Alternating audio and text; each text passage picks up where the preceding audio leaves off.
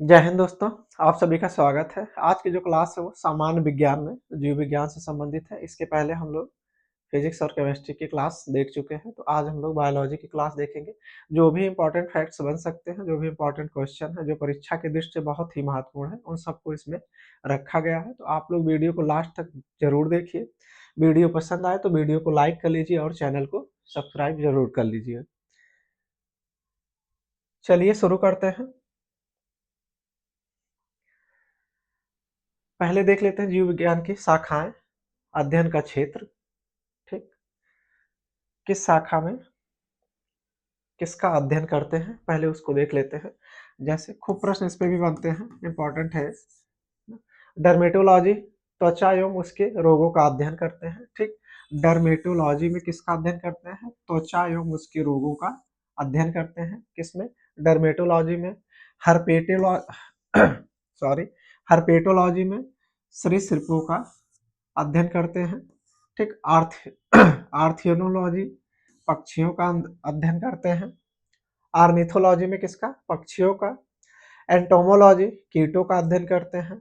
मर्मेकोलॉजी में चींटियों का अध्ययन करते हैं। ठीक, और एस्थियोलॉजी में मछलियों की संरचना एवं कार्यकी का अध्ययन करते हैं। ठीक, एस्थियोलॉजी में मछलियों की संरचना एवं कार्यकी का अध्ययन करते हैं। और वायरोलॉजी विषाणुओं का अध्ययन करते हैं। पैथोलॉजी में रोगों के प्रकृति, लक्षण एवं कारकों का अध्ययन करते हैं। ठीक, एक एक पॉइंट सारे इंपॉर्टेंट, जो इंपॉर्टेंट चीजें हैं वही इसमें रखी गई हैं। ठीक, पैथोलॉजी में क्या होता है? पैथोलॉजी रोगों की प्रकृति, लक्षण एवं कारणों का अध्ययन करते हैं। मायोलॉजी मनुष्य की पेशियों का अध्ययन करते हैं। मनुष्य की पेशियों का अध्ययन किसमें? मायोलॉजी में। पेलियोबॉटनी क्या होता है? प्राचीन पौधों एवं जीवाश्मों का अध्ययन। प्राचीन पौधों एवं जीवाश्मों का अध्ययन किसमें होता है? पेलियोबॉटनी में होता है। जूलॉजी पता होगा आप सबको, विभिन्न प्रकार के जंतुओं का विस्तृत अध्ययन। ठीक, जंतुओं के प्रकार का विस्तृत अध्ययन जो है किसमें करते हैं? जूलॉजी में करते हैं।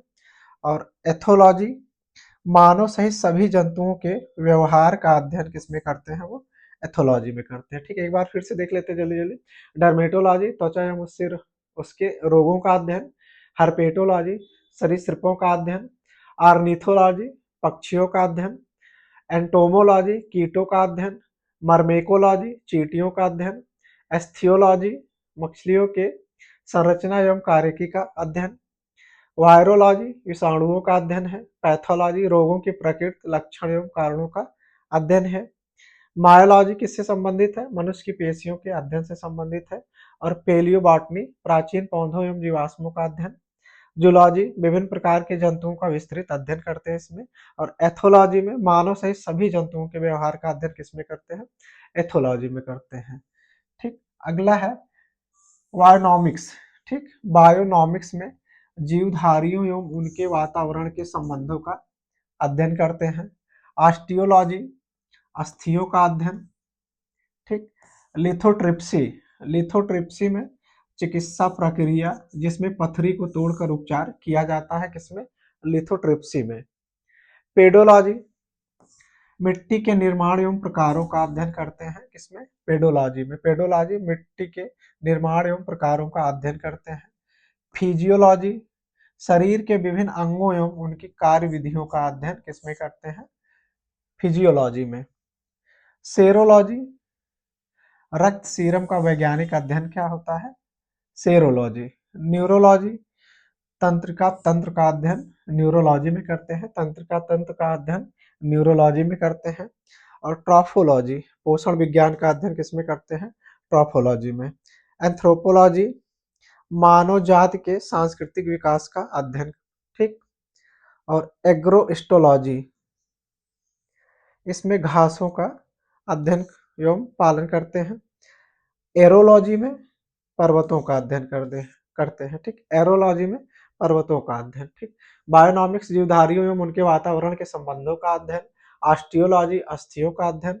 लिथोट्रिप्सी चिकित्सा प्रक्रिया जिसमें पथरी को तोड़कर उसका उपचार किया जाता है। पेडोलॉजी मिट्टी के निर्माण एवं प्रकारों का अध्ययन पेडोलॉजी में करते हैं।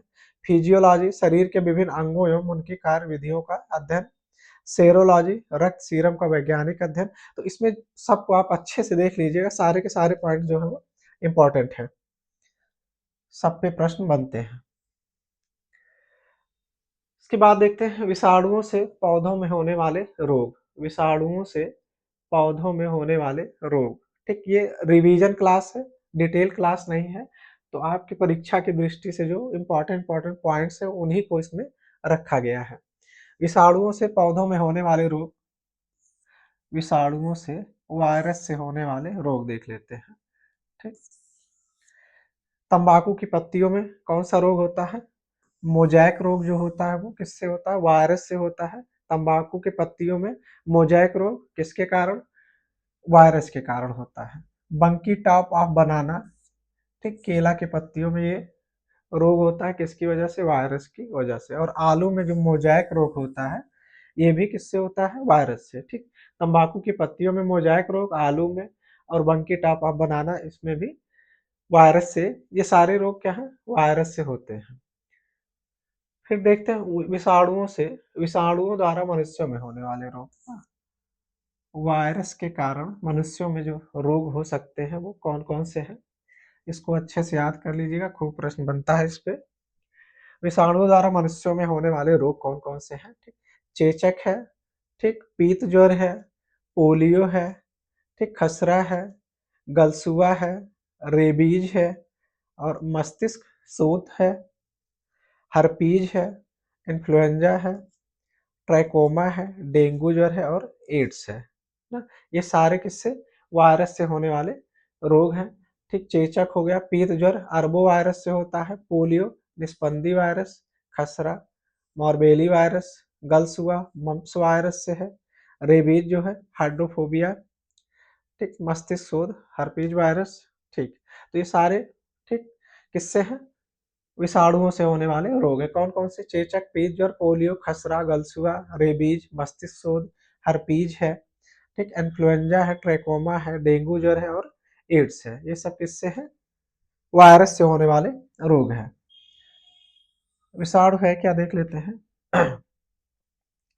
विषाणु जो है अति सूक्ष्म, एक कोशिकीय तथा विभिन्न आनुवांशिक विशेषताएं रखने वाले कण हैं जो परजीवी प्रकृति के होते हैं तथा आश्रयदाता जीव पर आक्रमण करके उसे विभिन्न रोग उत्पन्न करते हैं। ठीक, क्या होते हैं ये? एक कोशिकीय होते हैं। वायरस जो है एक कोशिकीय होते हैं, ये परजीवी प्रकृति के होते हैं।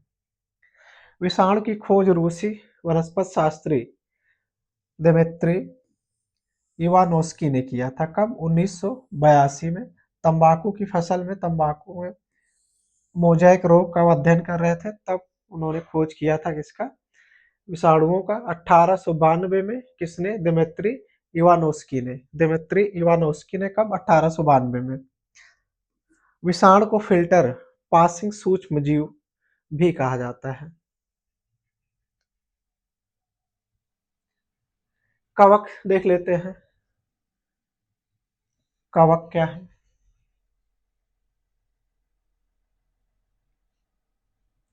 कवक, कवक हरित कवल रहित रहित ठीक, संवहन ऊतक रहित थैलोफाइटा होते हैं। कवक क्या है? ये हरित लवक रहित होते हैं, संवहन ऊतक रहित होते हैं, थैलोफाइटा होते हैं। ठीक, हरित लवक के अभाव में कवक अपना भोजन स्वयं नहीं बना सकते, मतलब इसमें क्लोरोफिल नहीं होता है। कवक में क्या है? क्लोरोफिल नहीं होता है, ये अपना भोजन स्वयं नहीं बना सकते हैं। इनमें संचित भोजन ग्लाइकोजन के रूप में पाया जाता है, ग्लाइकोजन के रूप में पाया जाता है। इनकी कोशिका भित्ति काइटिन की बनी होती है। किसकी बनी होती है? काइटिन की बनी होती है। ठीक, कवक से होने वाले रोग देख लेते हैं। कवक से होने वाले रोग जंतुओं में और पौधों में, जंतुओं में और पौधों में। जंतुओं में कौन कौन से रोग होते हैं कवक से? ठीक, एस्परजिलोसिस है, फेफड़ों का रोग है ये। एस्परजिलोसिस कहाँ का? फेफड़ों का रोग है। दाद है, मेनिंजाइटिस है, हिस्टोप्लाज्मोसिस है, मेनिंजाइटिस है, हिस्टोप्लाज्मोसिस है, ओनिकोमाइकोसिस है, दमा है, गंजापन है, खाज है। ये सारी बीमारियां किससे हैं? कवक की वजह से होती हैं। ठीक, किसकी वजह से? कवक की वजह से। कौन कौन सी? एस्परजिलोसिस दाद है, मेनिंजाइटिस है, हिस्टोप्लाज्मोसिस है, ओनिकोमाइकोसिस है, दमा है, गंजापन है और खाज है। पौधों में कौन कौन से रोग होते हैं? ठीक, सरसों का जो सफेद कीट रोग है वो कवक की वजह से होता है। मूंगफली का टिक्का रोग है।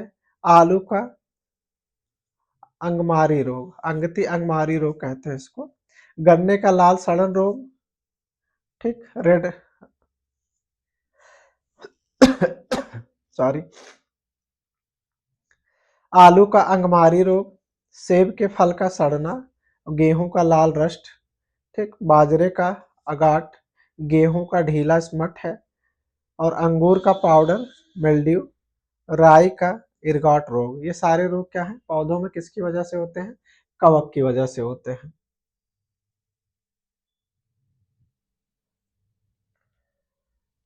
लाभदायक जीवाणु, हानिकारक जीवाणु और जीवाणुओं से पौधों में होने वाले रोग को देख लेते हैं।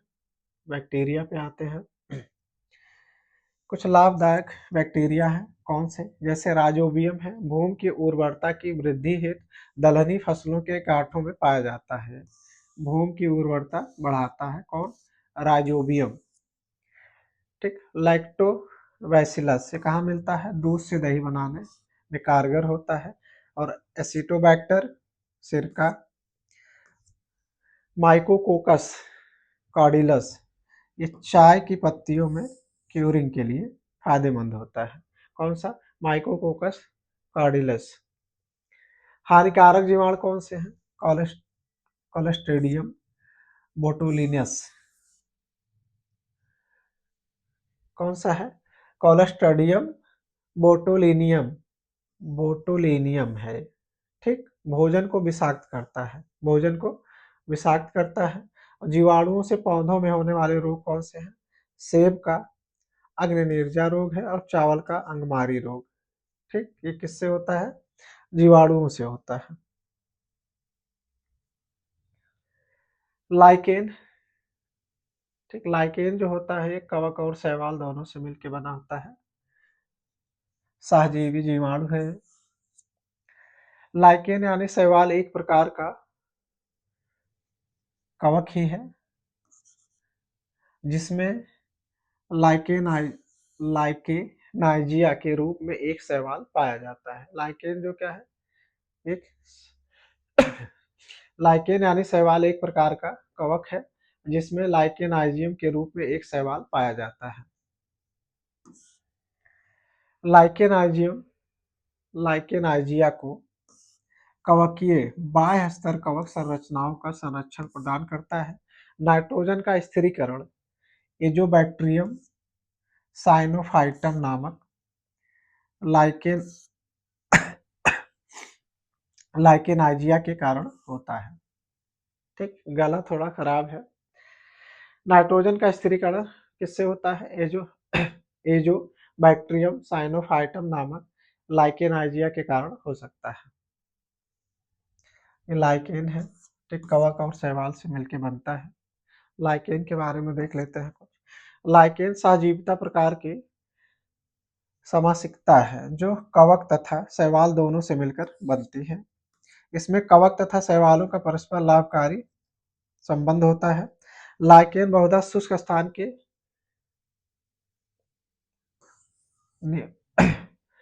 लाइकेन बहुधा शुष्क स्थान पर मिलते हैं। जहां शुष्क स्थान पर्याप्त होते हैं वहां लाइकेन बहुत मिलते हैं। चट्टानों की सतहों पर उगने वाले लाइकेन को सेलकेस्मोफाइट कहते हैं तथा वृक्षों की छालों पर उगने वाले लाइकेन को वृक्षकेस्मोफाइट कहते हैं।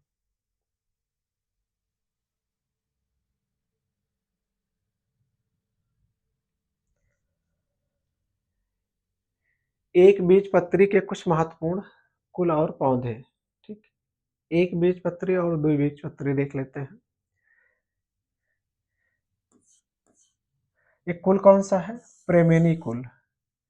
इससे जुड़े पौधे जो है जई है, गेहूं है, मक्का है, चावल है, गन्ना है, बाजरा है, ज्वार और जौ है। किस कुल के हैं? प्रेमिनी कुल के हैं। किस कुल के? प्रेमनी कुल के और एक बीज पत्री होते हैं।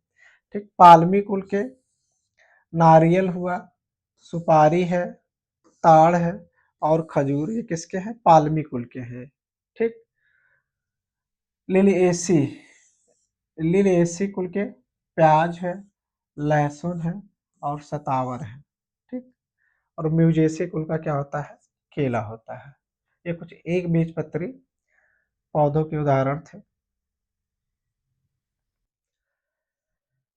आगे देखते हैं द्विबीजपत्री के महत्वपूर्ण कुल और पौधे। द्विबीजपत्री के महत्वपूर्ण महत्वपूर्ण कुल और पौधे। ठीक, पहला क्या है? कुकुरबिटेसी ना, तरबूज, खरबूजा, ककड़ी और पतवल, ये सब क्या है? कुकुरबिटेसी कुल के हैं। ठीक, अम्बेली फेरी, लौंग, सौंफ, गाजर, धनिया, जीरा, ये सब किसमें है? अम्बेली फेरी कुल के हैं। रूटेसी, संतरा है, मौसम्मी है और नींबू है, ये सब किसमें? रूटेसी कुल में आते हैं। मिर्टेसी सॉरी, मिर्टेसी में अमरूद है, यूकेलिप्टस है, जामुन है और मेहंदी है, ये सब किसमें है? मिर्टेसी कुल में। सोलनेसी, आलू है, बैंगन है, टमाटर है, लाल मिर्च है, धतूरा है और तंबाकू है। ठीक, उसी फेरी में मूली, सलजम, सरसों और फूल गोभी। रोजेसी में है क्या? सेब, गुलाब, नाशपाती, रसभरी, ये सब रोजेसी में है। ठीक, कैंपोजिटी में क्या है? गुलदाउद है, सूरजमुखी है, जीनिया है और गेंदा है, ये सब किसमें है? कंपोजिटी में है। मालवेसी में कपास है, भिंडी है और गुड़हल है, ये सब किसमें है? मालवेसी में है।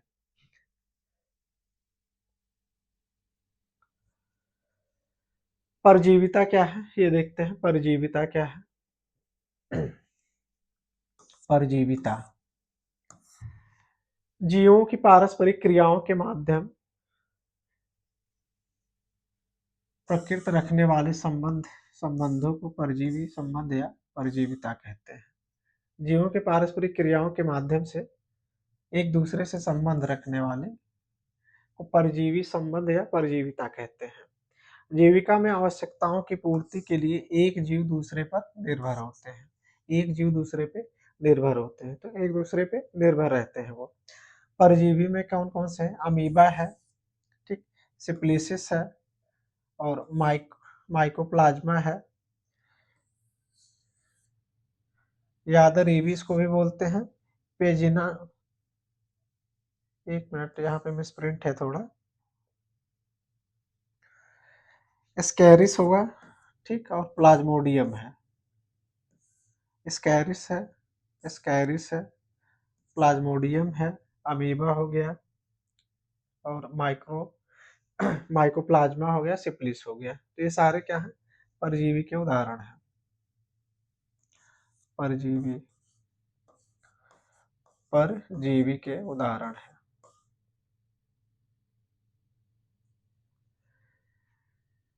क्लासिफिकेशन देख लेते हैं। वर्गीकी क्या है? जीव विज्ञान की वह शाखा जिसके अंतर्गत जीव जंतुओं को उनकी समानताओं एवं असमानताओं के आधार पर छोटे बड़े समूहों में बांटा जाता है, उसे वर्गीकी कहते हैं। ठीक, पहला क्या है? संघ प्रोटोजोआ है। पहला क्या है? संघ प्रोटोजोआ। इस संघ के जंतुओं में कोई ऊतक या अंग नहीं होता है। इनका शरीर नग्न या पेलिकल द्वारा ढका होता है। इस संघ के अंतर्गत अमीबा, एंटामीबा, ठीक, histolytica, Entamoeba coli, Plasmodium, Euglena आदि जीव आते हैं। कौन कौन से? अमीबा है, Entamoeba, histolytica, Entamoeba coli, Plasmodium और यूग्लिना आते हैं। दूसरा है पोरीफेरा। दूसरा क्या है? पोरीफेरा। ये बहुकोशिकीय जलीय जंतु होते हैं जो सामान्यतः चट्टानों या किसी ठोस पदार्थों पर रहते हैं। इनकी आकृति अनियमित, बेलनाकार या इनकी आकृति जो है वो अनियमित होती है, या तो बेलनाकार होगी या फिर अंडाकार होगी या शाखानुमा होती है। इनके शरीर में ऊतक नहीं बनते हैं। इस श्रेणी के अंतर्गत साइकॉन है, ठीक, हाइलोनेमा है, स्पंजिया है, ठीक, स्पंजिला है और यूप्लेक्टेला है। ये सारे जंतु जो है क्या है, पोरीफेरा में आते हैं। अगला है संघ आर्थ्रोपोडा। संघ आर्थ्रोपोडा में कौन कौन से आते हैं? इस संघ के जंतु जल, थल एवं वायु तीनों जगह पर पाए जाते हैं। इस वर्ग के अंतर्गत मक्खी, केकड़ा, मकड़ी, ठीक, संघ आर्थ्रोपोडा में कौन कौन से हैं? मक्खी है, केकड़ा है, मकड़ी है, तिलचट्टा है ना, बिच्छू है, झींगा है, रेशम का कीड़ा और कनखजूरा, ये सारे किसमें आते हैं? संघ आर्थ्रोपोडा में आते हैं। फिर चौथा क्या है? संघ मोलस्का। ठीक, संघ मोलस्का में कौन कौन से जंतु आते हैं? इस संघ के अधिकांश जीव समुद्री होते हैं, लेकिन कुछ स्वच्छ जल एवं स्थल पर भी पाए जाते हैं। इसके अंतर्गत नॉटिलस है, ऑक्टोपस है, डोरिस है, डेंटेलियम है, काइटन है, हेलिक्स है, ये सारे जीव किसमें आते हैं? संघ मोलस्का में आते हैं। पांचवा है संघ इकाइनोडर्मेटा। संघ इकाइनोडर्मेटा, इसमें क्या है? इस संघ के सभी जंतु समुद्री होते हैं। किसके? संघ इकाइनोडर्मेटा के सभी जीव समुद्री होते हैं। इसके अंतर्गत तारा मछली है, ब्रिटल स्टार है, समुद्री अर्चिन है, समुद्री खीरा है, कुकमेरिया है, ठीक, ये सारे जीव किस संघ के अंतर्गत आते हैं? संघ इकाइनोडर्मेटा में। छठा है संघ कार्डेटा। संघ कार्डेटा, इस संघ में शार्क, टारपीडो, रोहू, कतला, सींगी, ठीक, मांगुर, गैरेई, एनाबस आदि आते हैं। संघ कार्डेटा में ये सारी मछलियां किसमें आती हैं? संघ कार्डेटा में। शार्क है, टारपीडो हो गया, रोहू मछली है, कतला, सींगी, ठीक, मांगुर, गैरेई, ये सब किसमें आते हैं? संघ कार्डेटा में आते हैं। शार्क को डॉग फिश तथा टारपीडो को इलेक्ट्रिक रे भी कहते हैं ना। शार्क को क्या? डॉग फिश भी कहते हैं और टारपीडो को इलेक्ट्रिक रे भी कहते हैं। अगला देखते हैं। नेक्स्ट है सातवां। सातवां है उभयचर वर्ग। इस वर्ग में मेढक, सैलामेंडर हुआ, ठीक, प्रोटियस तथा सायरन आदि आते हैं।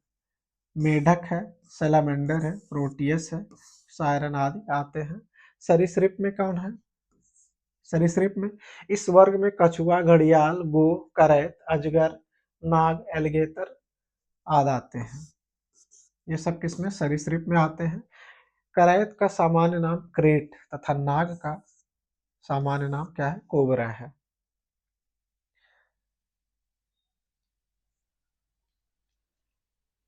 नेक्स्ट है विटामिन एवं पोषण। विटामिन एवं पोषण देख लेते हैं, इंपॉर्टेंट है। विटामिन एवं पोषण, ठीक, वर्ष 1911-12 में पोलैंड के वैज्ञानिक, ठीक, कैसिमिर फंक ने, के वैज्ञानिक कौन थे? कैसिमिर फंक ने पहली बार विटामिन शब्द का प्रयोग किया था। कौन थे? फंक थे। फंक ने कब? 1911-12 में। 1911-12 में विटामिन शब्द का पहली बार प्रयोग किया था। अब तक विटामिन की कुल 2 श्रेणियां ज्ञात हैं। एक जल में घुलनशील, एक वसा में घुलनशील। जल में घुलनशील और वसा में घुलनशील, ठीक, खूब प्रश्न इस पे बनता है।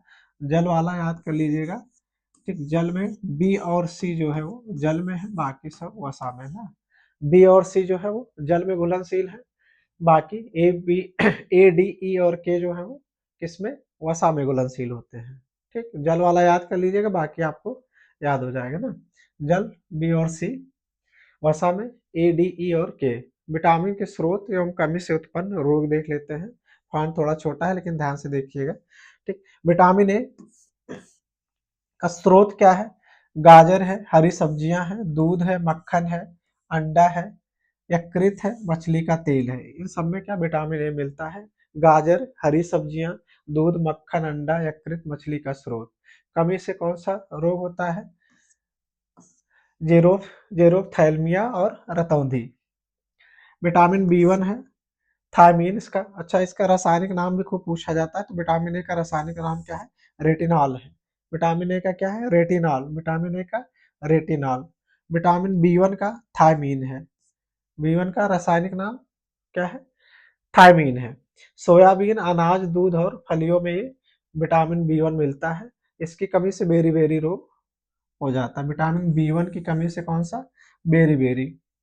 विटामिन बी 2 को राइबोफ्लेविन कहते हैं। राइबोफ्लेविन, रासायनिक नाम क्या है इसका? राइबोफ्लेविन है। अंडा, पनीर, मांस, ईस्ट, हरी पत्तेदार सब्जियां, ठीक। चेलोसिस, त्वचा का फटना, आंखों का लाल होना, ये सारे रोग किसकी कमी से हो जाते हैं? विटामिन बी 2 की। विटामिन बी 3, दूध, अंडे, फलियां, मछली, ईस्ट और मांस। इसकी कमी से कौन सा रोग हो जाता है? चर्म रोग, पेलाग्रा जिसे कहते हैं, और 4D सिंड्रोम। किसकी कमी से? विटामिन बी 3 की कमी से। इसका रासायनिक नाम क्या है? निकोटिनिक अम्ल या नियासिन। बी 3 का क्या है? नियासिन है। नियासिन, नियासिन या नियासिन, ठीक। विटामिन बी 5, ठीक। इसका रासायनिक नाम क्या है? पेंटोथेनिक अम्ल। क्या है? पेंटोथेनिक अम्ल। मूंगफली, मांस, दूध और अंडे में यह मिलता है। इसकी कमी से क्या हो जाता है? बाल सफेद हो जाते हैं और वृद्धि बाल की रुक जाती है। विटामिन बी 5 किसमें मिलता है? मूंगफली, मांस, दूध और अंडे में मिलता है। B 7 biotin. बी 6 है पायरिडॉक्सिन। बी 6 क्या है? पायरिडॉक्सिन। अनाज, मांस, ईस्ट और दूध में मिलता है। इसकी कमी से क्या हो जाता है? एनीमिया और चर्म रोग हो जाता है बी 6 की कमी से। बी 7 बायोटीन है। मांस, गेहूं, अंडा, सब्जी और फल में मिलता है। बालों का झड़ना और लकवा इसकी कमी से हो जाता है। बी 9 है फोलिक अम्ल, ठीक। बी 9 क्या है? फोलिक अम्ल है। कहाँ मिलता है? हरी सब्जियों में, फलियां, हरी सब्जियां, फलियां, ईस्ट, मांस और अंडे में मिलता है। इससे क्या होता है? कुंठित वृद्धि जो है कुंठित हो जाती है और रक्त क्षीणता हो जाती है। बी 12 साइनोकोबालामिन है। बी 12 क्या है? साइनोकोबालामिन। बी 12 साइनोकोबालामिन दूध, मछली, अंडा, मांस, आंत के जीवाणु। इसकी कमी से एनीमिया और पांडु रोग हो जाता है। विटामिन सी, एस्कॉर्बिक अम्ल। आंवला, नींबू, टमाटर, खट्टे फल जितने हैं उन सब में विटामिन सी मिलता है। इसकी कमी से स्कर्वी रोग हो जाता है। अगला है विटामिन डी, ठीक। कैल्सीफेरॉल। विटामिन डी का रासायनिक नाम क्या है? कैल्सीफेरॉल है। सोयाबीन, अंडे की जर्दी, गेहूं, तेल में मिलता है। जननांग तथा पेशियों की कमजोरी हो जाती है, जनन क्षमता कम हो जाती है। विटामिन ई हो गया टोकोफेरॉल, ये कैल्सीफेरॉल था, ठीक। विटामिन ई टोकोफेरॉल सोयाबीन, अंडे की जर्दी, गेहूं, तेल में मिलता है, ठीक। हाँ, इसको देख चुके हम लोग। डी की कमी से क्या हो जाता था? रिकेट्स, सूखा रोग। और टोकोफेरॉल क्या है? ई है। कैल्सीफेरॉल विटामिन डी है। विटामिन के क्या है? इसका रासायनिक नाम है नेप्थोक्यूनोन। नेप्थोक्यूनोन है। सोयाबीन, आंत की बैक्टीरिया, हरी सब्जियां, इन सब में मिलता है। अंडे में रक्त का थक्का न जमना, ठीक। विटामिन के की कमी से रक्त में थक्का नहीं जमता है। तो ये सारे विटामिन थे ना। कहाँ इसके स्रोत क्या क्या है और इसकी कमी से कौन से रोग हो सकते हैं, इसको अच्छे से आप लोग देख लीजिएगा। रासायनिक नाम एक बार फिर से देख लेते हैं। विटामिन ए रेटिनॉल है। बी 1 थायमीन है। बी 2 राइबोफ्लाविन है। बी 3 क्या है? नियासिन। बी 5 पेंटोथेनिक अम्ल, ठीक। पायरिडॉक्सिन 6 है। 7 क्या है? बायोटीन है। 9 फोलिक अम्ल। 12 क्या है? साइनो कोबालामिन है। और 9 फोलिक अम्ल है। 12 साइनोकोबालामिन है। सी एस्कॉर्बिक अम्ल। और डी कैल्सीफेरॉल। E tocopherol. के नेप्थोक्यूनोन। नेप्थोक्यूनोन, ठीक। नेक्स्ट देखते हैं पाचन तंत्र से संबंधित जो पॉइंट्स हैं इंपॉर्टेंट उनको देख लेते हैं। पाचन तंत्र विज्ञान, भौतिक एवं रासायनिक क्रियाओं तथा एंजाइमों की सहायता से भोज्य पदार्थ को सरल, छोटे एवं घुलनशील अणुओं में बदलने की प्रक्रिया को क्या कहते हैं? पाचन कहते हैं। जो भी खाना हम लोग खाते हैं उसको क्या, भौतिक और रासायनिक क्रियाओं से और एंजाइमों की सहायता से भोज्य पदार्थों को सरल, छोटे एवं घुलनशील अणुओं में बदलने की प्रक्रिया को क्या कहते हैं? पाचन कहते हैं। प्रमुख एंजाइम देख लेते हैं कौन कौन से हैं। सुक्रोज है, या सुक्रेज है ना, या सुक्रोज को ग्लूकोज एवं फ्रक्टोज में परिवर्तित करता है। सुक्रोज को किसमें तोड़ता है? सुक्रोज को ग्लूकोज और फ्रक्टोज में तोड़ता है कौन? सुक्रेज। टाइलिन क्या है? स्टार्च को पचाता है। टाइलिन किसको पचाता है? टाइलिन स्टार्च को पचाता है। माल्टेज या माल्टोज को ग्लूकोज शर्करा में परिवर्तित करता है। माल्टोज को ग्लूकोज शर्करा में परिवर्तित करता है। लाइपेज यह एमल्सीकृत एमल्सीकृत वसाओं को ग्लिसरीन एवं फैटी अम्लों में परिवर्तित करता है। लैक्टेज क्या है? या लैक्टोज को ग्लूकोज एवं गैलेक्टोज में परिवर्तित करता है। एरेप्सिन या शेष प्रोटीन एवं पेप्टोन को अमीनो अम्ल में परिवर्तित करता है। अमीनो अम्ल में परिवर्तित करता है। पाचन तंत्र देख लेते हैं, इसकी पूरी प्रक्रिया। आहार नाल है ना, सबसे पहले कहाँ आता है? आहार नाल, फिर मुख गुहा में, यहाँ पे लार टाइलिन एंजाइम या लारिया एमाइलेज मिक्स होता है। फिर उसके बाद ग्रास नली में जाता है, भोजन को आमाशय तक ग्रास नली ले जाता है।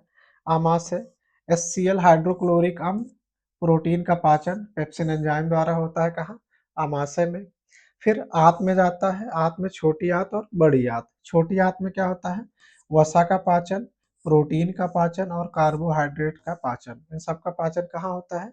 छोटी आंत में, वसा का, प्रोटीन का और कार्बोहाइड्रेट का। बड़ी आंत में बड़ी आंत में जल का अवशोषण होता है। बड़ी आंत में क्या होता है? जल का अवशोषण होता है। ठीक। आहार नाल से मुख गुहा में आता है, मुख गुहा में लार और टाइलिन एंजाइम या लारिया एमाइलेज मिक्स होता है। ग्रास नली भोजन को आमाशय तक ले जाता है।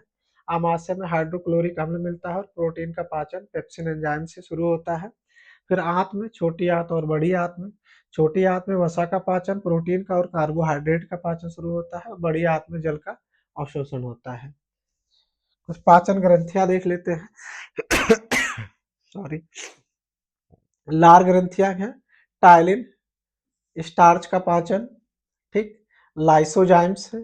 लार ग्रंथि में क्या? टाइलिन होता है, ये स्टार्च का पाचन करता है और लाइसोजाइम होता है। यकृत में क्या होता है? लीवर, पित्त का उत्पादन हुआ, ग्लाइकोजेनेसिस हुआ, यूरिया का संश्लेषण हुआ और वसा से बड़ी ग्रंथ।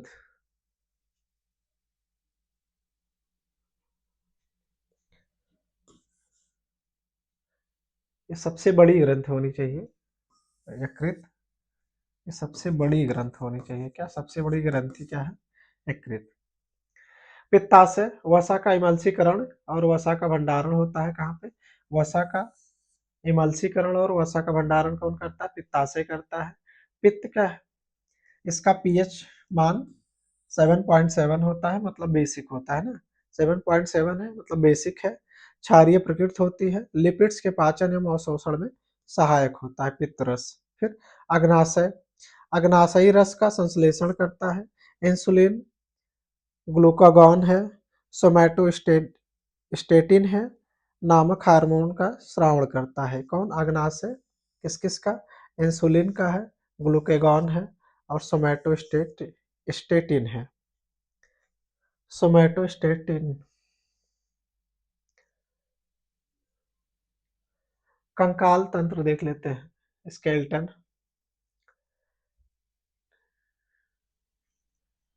दो तरह का है, अक्षीय कंकाल और उपांगीय कंकाल। कुछ पहले इंपॉर्टेंट पॉइंट्स देख लेते हैं। सबसे बड़ी हड्डी कौन सी है? फीमर है, जांघ की। सबसे छोटी हड्डी स्टेपी, कान की है।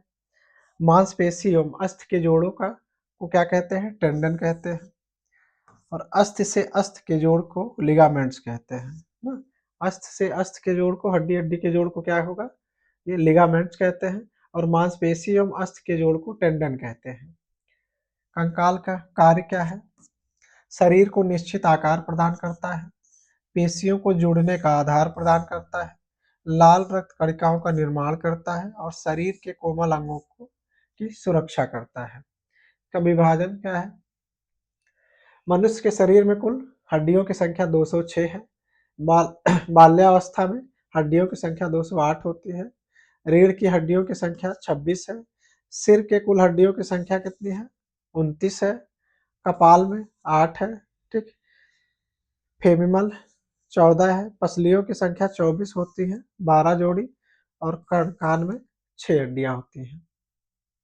ठीक, तो सारे पॉइंट्स इंपॉर्टेंट हैं, सबको आप लोग अच्छे से देखते चलिएगा। अब आते हैं श्वसन तंत्र पे। श्वसन तंत्र। श्वसन तंत्र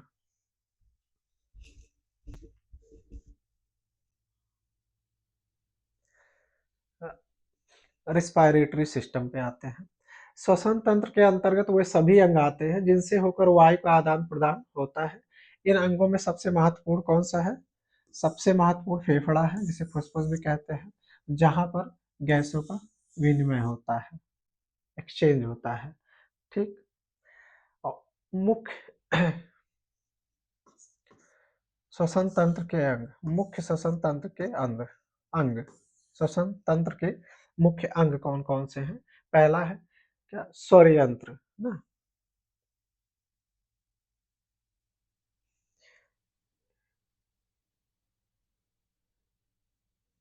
एक सेकेंड, यहाँ पे थोड़ा मिसप्रिंट है। स्वर यंत्र जो है, इसका मुख्य कार्य क्या है? ध्वनि का उत्पादन करना होता है, खांसने निगलने या स्वेच्छावश तथा श्वास मार्ग की सुरक्षा करने में सहायक होता है। ठीक, ये थोड़ा मिसप्रिंट है यहाँ पे। इसका मुख्य कार्य क्या है? ध्वनि का उत्पादन करना है, खांसने निगलने, स्वेच्छावश ना, ये स्वेच्छा से होना चाहिए, तथा श्वसन मार्ग की सुरक्षा करने में सहायक होता है। नासिका क्या है? मुख, मुख होना चाहिए, मुख के ठीक ऊपर होता है, ये मुख के ठीक ऊपर होता है। नासिका क्या है? मुख के ठीक ऊपर होती है। फेफड़ा सबसे इंपॉर्टेंट यही है श्वसन तंत्र में। स्पंजी गुलाबी और रोली नुमा रचना होती है इसकी। एक जोड़ी होता है, गैसों का आदान प्रदान करता है। ठीक, CO2 से ऑक्सीजन, ऑक्सीजन CO2। बायां फेफड़ा दायां से बड़ा होता है, दाएं से बड़ा होता है बायां वाला। प्रत्येक फेफड़े में लगभग 15 करोड़ वायु कोष्ठक होते हैं। कितने? लगभग 15 करोड़ वायु कोष्ठक होते हैं। और फ्लोरल मेम्ब्रेन फेफड़ों की सुरक्षा करता है। फ्लोरल मेम्ब्रेन जो है वो फेफड़ों की सुरक्षा करता है।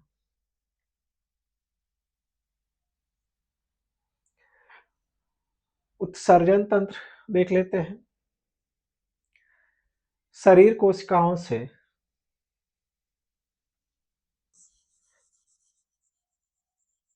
ठीक, शरीर कोशिकाओं से विषाक्त पदार्थों को बाहर निकालने की क्रियाविधि को, जो बेकार की चीजें होती है या बेकार विषाक्त पदार्थ हैं, उनको शरीर से बाहर निकालने को ही क्या कहते हैं? उत्सर्जन कहते हैं। शरीर कोशिकाओं से विषाक्त पदार्थों को बाहर निकालने की क्रियाविधि को उत्सर्जन कहते हैं। ठीक। सबसे पहले आंत देखते हैं। अनपचे भोजन को शरीर से बाहर निकालते हैं कौन?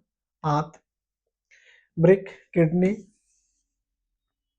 आवश्यकता से अधिक एमिनो अम्ल तथा शरीर के अमोनिया को यूरिया में परिवर्तित कर उत्सर्जन में भूमिका निभाता है कौन? किडनी। हीमोग्लोबिन का विखंडन कर उन्हें रक्त प्रवाह से अलग करता है। और एल्कोहल का नेविसन करता है, एक्सक्रिएशन है, ठीक, बाहर करता है उसको। त्वचा उपस्थित तैलीय ग्रंथियां एवं श्वेत ग्रंथियां क्रमशः सीबम एवं पसीने का स्राव करती हैं। फेफड़ा दो प्रकार के गैसीय पदार्थों, कार्बन डाइऑक्साइड एवं जलवाष्प का उत्सर्जन। ठीक,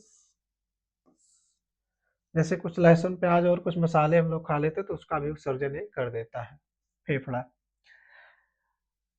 रक्त में हाइड्रोजन आयन सांद्रता नियंत्रण कौन करता है? वृक्क।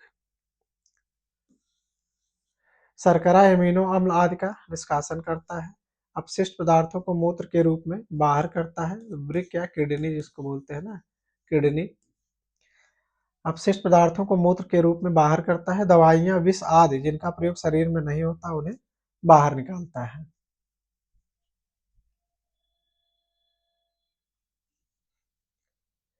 तंत्रिका तंत्र, तंत्रिका तंत्र देख लेते हैं। तंत्रिका तंत्र शरीर के सभी क्रियाओं का नियंत्रण करता है तथा शरीर के विभिन्न भागों में सामंजस्य स्थापित करता है। तंत्रिका तंत्र के मुख्य भाग देख लेते हैं। तंत्रिका तंत्र के मुख्य भाग केंद्रीय तंत्रिका तंत्र और परिधीय तंत्रिका तंत्र, ठीक, सीएनएस और पीएनएस। यह शरीर का नियंत्रण केंद्र होता है। मस्तिष्क के पहला विचार, स्मृति, भावना, ठीक, निर्णय और बुद्धि का केंद्र शरीर के सभी क्रियाओं का नियंत्रण करता है, शरीर के सभी क्रियाओं पर नियंत्रण करता है। स्पाइनल कार्ड जो है हमारी मस्तिष्क से आने जाने वाले संदेशों का मार्ग है। शरीर के विभिन्न भागों से प्राप्त संदेशों को मस्तिष्क तक पहुंचाता है कौन? Spinal cord.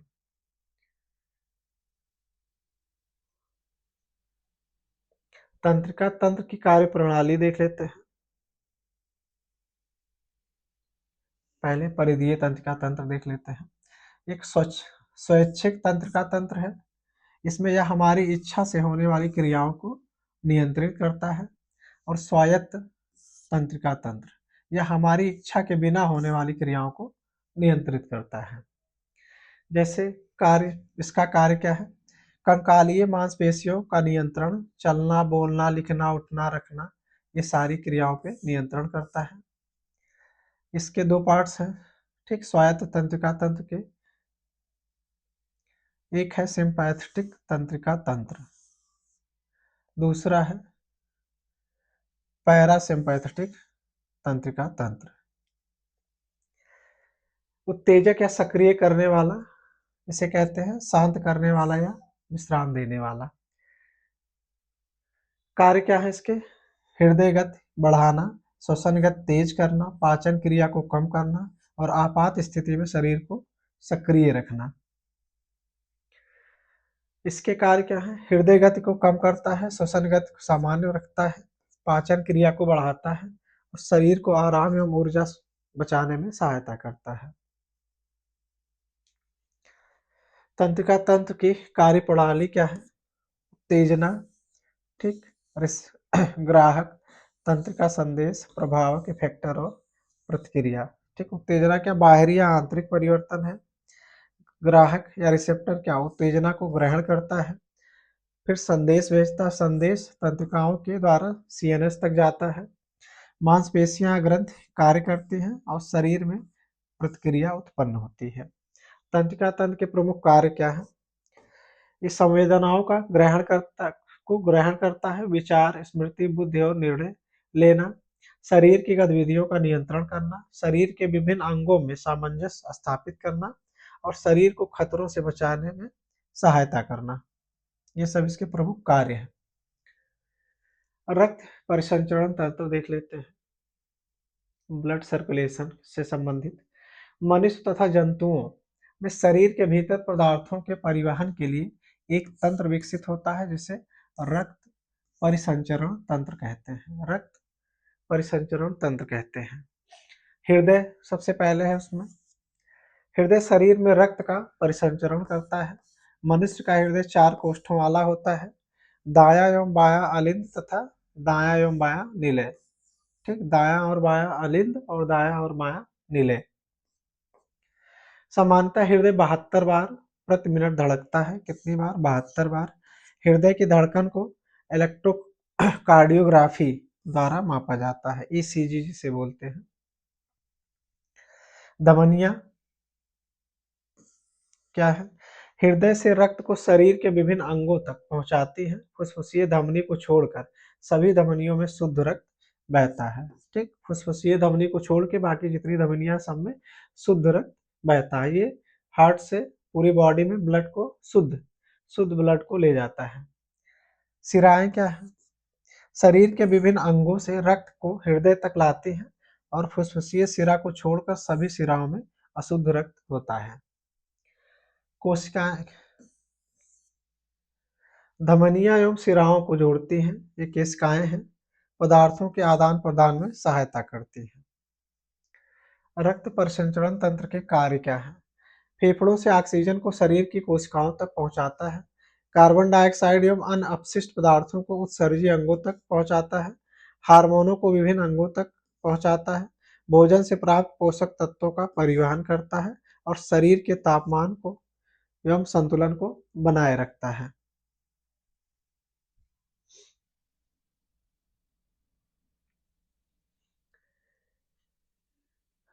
रक्त ब्लड के बारे में कुछ पॉइंट्स देख लेते हैं। रक्त का जो पीएच वैल्यू है वो 7.4 होता है। ठीक, परिसंचरण तंत्र का ये पार्ट होता है। तरल, ये तरल होता है। संवेदी संयोजी ऊतक होता है। संयोजी ऊतक है जिसमें रक्त कणिकाएं, प्लाज्मा हीमोग्लोबिन, प्लाज्मा प्रोटीन आदि उपस्थित होते हैं। ठीक, इसमें क्या क्या ब्लड में होता है? रक्त कणिकाएं होती हैं, प्लाज्मा होता है, हीमोग्लोबिन होता है और प्लाज्मा प्रोटीन होता है। खुला परिसंचरण तंत्र और बंद परिसंचरण तंत्र। खुले में क्या है? रक्त का दाब तथा कम गति से बहता है। तिलचट्टा, कीट, मकड़ी आदि में यह पाया जाता है। कौन सा? खुला परिसंचरण तंत्र किसमें पाया जाता है? तिलचट्टा, कीट, मकड़ी आदि में पाया जाता है। बंद, रक्त नलिकाओं में बहता है। सभी कशेरुकियों में यह पाया जाता है। सभी कशेरुकियों में बंद परिसंचरण तंत्र पाया जाता है। मानव रक्त, ह्यूमन ब्लड के बारे में कुछ पॉइंट्स देख लेते हैं। प्लाज्मा कितना होता है इसमें? 55% होता है। प्लाज्मा का संगठन क्या है? जल इसमें 91% होता है। कार्बनिक पदार्थ और अकार्बनिक पदार्थ होते हैं। रुधिराणु, ठीक, प्लाज्मा 55% और रुधिराणु जो है वो 45% होते हैं। रुधिराणु के प्रकार क्या है? प्लेटलेट्स है, ठीक, डब्ल्यूबीसी है और आरबीसी है। प्लेटलेट्स क्या करती हैं? रक्त का थक्का बनाने में मदद करती हैं और ये रोगों से प्रतिरक्षा करता है। कौन? डब्ल्यूबीसी। रक्त समूह के खोजकर्ता कौन थे? कार्ल लैंडस्टीनर थे। ए बी और ओ क्या है? ये प्रमुख रक्त समूह है। ए है, इसमें एंटीजन क्या? ए व एंटीबॉडी बी मिलता है। एंटीजन ए, एंटीबॉडी बी उपस्थित होते हैं। बी में एंटीजन बी और एंटीबॉडी ए होता है। ए बी में एंटीजन ए व बी दोनों उपस्थित रहते हैं और एंटीबॉडी इसमें अनुपस्थित रहता है। ये ध्यान दीजिएगा कि ए बी में एंटीबॉडी नहीं होता है। बी में ए एंटीबॉडी होता है और ए में बी होता है, उल्टा होता है। ठीक, एंटीजन तो ए होगा, बी में भी एंटीजन ए होगा, पर एंटीबॉडी बी होगा और बी में ए होगा। ए बी में होता नहीं है। और ओ में एंटीजन अनुपस्थित होता है और एंटीबॉडी ए और बी उपस्थित होते हैं। इन्हें ए बी को क्या? सर्वग्राही कहा जाता है ना। ए बी को सर्वग्राही कहा जाता है, ये सबका ब्लड ले सकते हैं। और ओ जो है इनको सर्वदाता कहा जाता है क्योंकि इसमें एंटीबॉडी उपस्थित होता है, एंटीजन उपस्थित नहीं होता है। ठीक, आरबीसी क्या है? इसमें आरबीसी में एंटीजन ए और एंटीजन बी दोनों है। एंटीजन की अनुपस्थिति में एक विशेष प्रकार का प्रोटीन पाया जाता है जिसे एंटीबॉडी कहते हैं।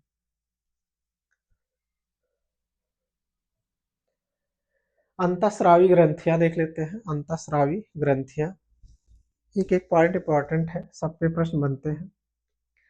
अंतःस्रावी ग्रंथियां, अंतःस्रावी ग्रंथियां और कौन से हार्मोन को रिलीज करती हैं वो देख लेते हैं। सॉरी, सबसे पहले क्या है? पीयूष ग्रंथियां। ठीक, पीयूष ग्रंथियां,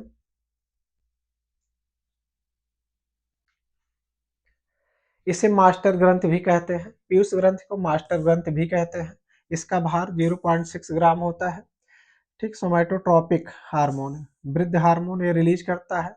थायरोट्रॉपिक हार्मोन, वेसोप्रेसिन, ऑक्सीटोसिन और मेलानोसाइट प्रेरक हार्मोन भी ये रिलीज करता है। कौन कौन सा? इसे मास्टर ग्रंथ कहते हैं। इसका भार कितना? 0.6 ग्राम होता है। सोमैटोट्रॉपिक हार्मोन जिसे वृद्धि हार्मोन कहते हैं, थायरोट्रॉपिक हार्मोन, ठीक, वेसोप्रेसिन और ऑक्सीटोसिन, ये सब कौन रिलीज करता है? पीयूष ग्रंथ से रिलीज होता है।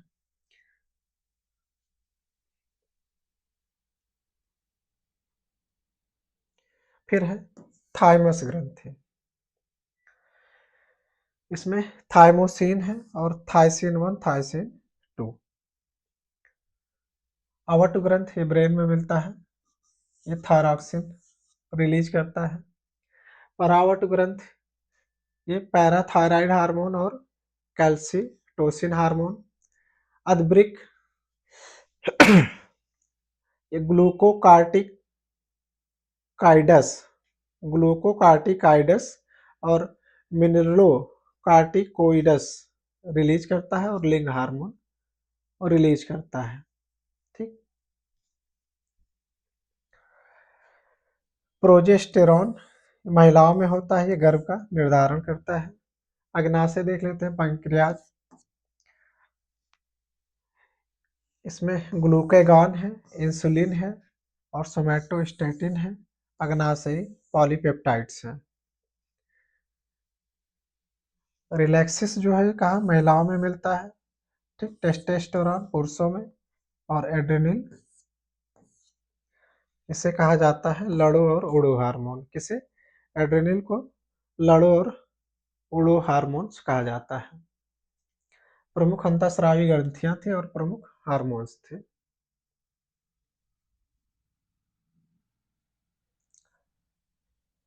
चिकित्सा से संबंधित आविष्कारक कुछ देख लेते हैं। विटामिन का आविष्कार किसने किया था? फंक ने। विटामिन ए बी का मैकुलम ने। विटामिन डी हॉपकिंस ने। ठीक। इंसुलिन बैटिंग एवं बेस्ट ने। पेंसिलिन का ए फ्लेमिंग ने। डीडीटी का पॉल मुलर ने। पोलियो टीका जॉन साल्क ने। विषाणु का इवानोवस्की ने। ठीक। आरएच फैक्टर का लैंडस्टीनर ने। बीसीजी टीका यूरिन कॉलमेट और डीएनए का वाटसन एवं क्रिक ने। हैजा के रोगाणुओं का रॉबर्ट कोच ने। रेबीज का टीका किसने बनाया था? लुई पाश्चर ने। और जेनेटिक कोड हरगोविंद खुराना। चेचक का टीका एडवर्ड जेनर ने। ठीक। एक बार फिर से देख लीजिएगा। Vitamin Funk, vitamin A B McCollum, vitamin D Hopkins, insulin का बैटिंग एवं बेस्ट है और पेनिसिलिन ए फ्लेमिंग है। DDT Paul Muller. पोलियो टीका जॉन साल्क। विषाणु Ivanovsky. Rh factor Landsteiner. BCG का टीका यूरिन कॉलमेट। डीएनए वाटसन व क्रिक और हैजा के रोगाणु रॉबर्ट कोच। रेबीज टीका लुई पाश्चर और जेनेटिक कोड हरगोविंद खुराना और चेचक का टीका किसने? एडवर्ड जेनर ने। ठीक। मानव शरीर के महत्वपूर्ण से संबंधित कुछ फैक्ट्स हैं, उनको देख लेते हैं। ठीक। मस्तिष्क का भार कितना होता है? मस्तिष्क का भार 1400 ग्राम होता है। ठीक। मूत्र का पीएच मान 6 होता है। रक्त का 7.4 होता है। सारे पॉइंट्स इंपॉर्टेंट है। शरीर में कुल पेशियों की संख्या 639 है और शरीर का सामान्य तापक्रम 98.4 डिग्री फ़ारेनहाइट। सबसे बड़ी ग्रंथि कौन है? यकृत है। और सबसे बड़ी अंतःस्रावी ग्रंथि थायराइड है ना। सबसे बड़ी ग्रंथि अगर पूछेगा तो यकृत और अंतःस्रावी ग्रंथि पूछेगा तो थायराइड। लाल रक्त कण की संख्या देख लेते हैं। पुरुषों में 5 से 5.5 मिलियन पर मिलीमीटर क्यूब होता है और महिलाओं में 4.5 से 5 मिलियन पर मिलीमीटर क्यूब होना चाहिए। आरबीसी लाल रक्त कणों का जीवन काल कितना होता है? 120 दिन होता है। श्वेत रक्त कणों का जीवन काल 2.5 ठीक 2.5 दिन। और हीमोग्लोबिन के प्रतिशत के बारे में देख लेते हैं। पुरुषों में 14 से 16 ग्राम पर 100 सीसी होना चाहिए। महिलाओं में 12 से 14 पर 100 सीसी। सबसे बड़ी पेशी कौन सी है? ग्लूटियस मैक्सिमस है। और सबसे छोटी पेशी कौन सी होती है? स्टेपेडियस। सबसे छोटी स्टेपिडियस। महत्वपूर्ण जीव विज्ञान तालिकाएं देख लेते हैं।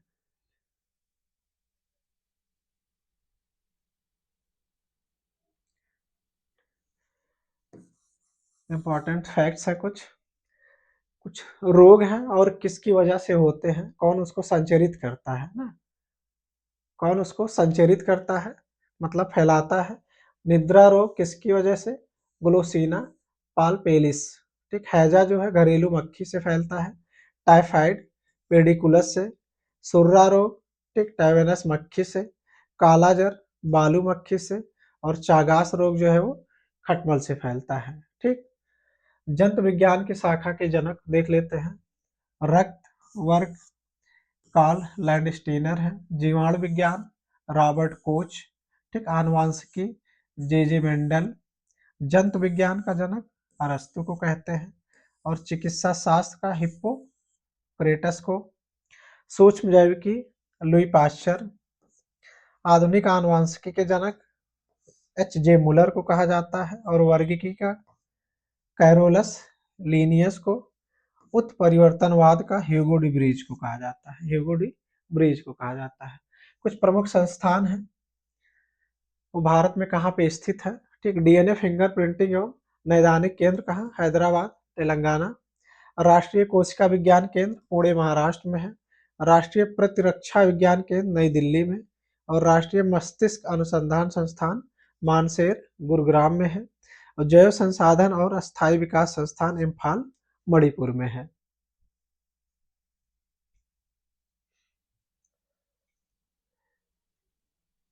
मिसलेनियस देख लेते हैं कुछ इंपॉर्टेंट चीजें।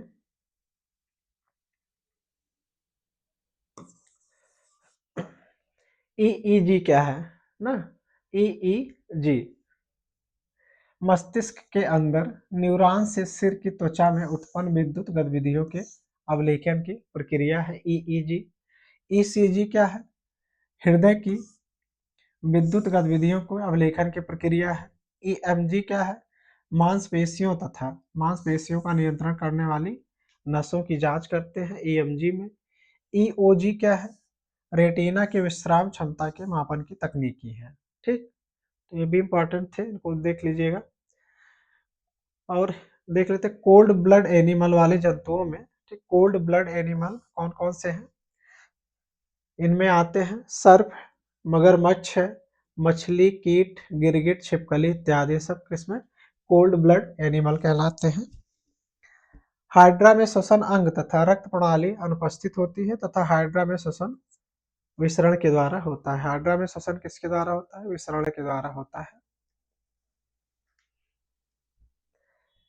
सांड के वीर्य को कृत्रिम गर्भाधान हेतु 96 डिग्री सेल्सियस टेम्परेचर पर रखा जाता है। वह तरल नाइट्रोजन में संग्रहित किया जाता है। लैक्टोबैसिलस लैक्टोबैसिलस का उपयोग दही बनाने में, राइजोबियम का नाइट्रोजन स्थिरीकरण में, ईस्ट अल्कोहल उत्पादन में तथा एस्परजिलस साइट्रिक अम्ल बनाने में किया जाता है। साइट्रिक अम्ल जो है खट्टे फलों नींबू संतरा तथा ब्यूट्रिक अम्ल मक्खन में पाया जाता है। मक्खन में कौन है? ब्यूट्रिक अम्ल है। वृक्ष की आयु इसमें मौजूद वार्षिक वलयों को गिनकर ज्ञात किया जाता है। और आइडियोग्राम कान से संबंधित है और मेमोग्राम स्तन से संबंधित है ना। आइडियोग्राम कान से और मेमोग्राम स्तन से संबंधित है। कार्डियोग्राफ हृदय की गति को अवलेखित करने वाला एक उपकरण है। और मैग्नेटिक रेजोनेंस इमेजिंग एमआरआई संपूर्ण शरीर या अंगों में असमानता या विकृत का पता लगाती है। ठीक, तो ये जीव विज्ञान से बायो से संबंधित ठीक सामान्य अध्ययन में ठीक ये सामान्य अध्ययन का पार्ट था। ठीक, बहुत डिटेल में नहीं था, जो आपकी परीक्षा की दृष्टि से इम्पोर्टेंट था वही सारी चीजें इसमें रखी गई थी। तो आप वीडियो को लास्ट तक जरूर देखिए। वीडियो अगर पसंद आया तो वीडियो को लाइक कर लीजिए, चैनल को सब्सक्राइब कर लीजिए। मिलते हैं नेक्स्ट वीडियो में।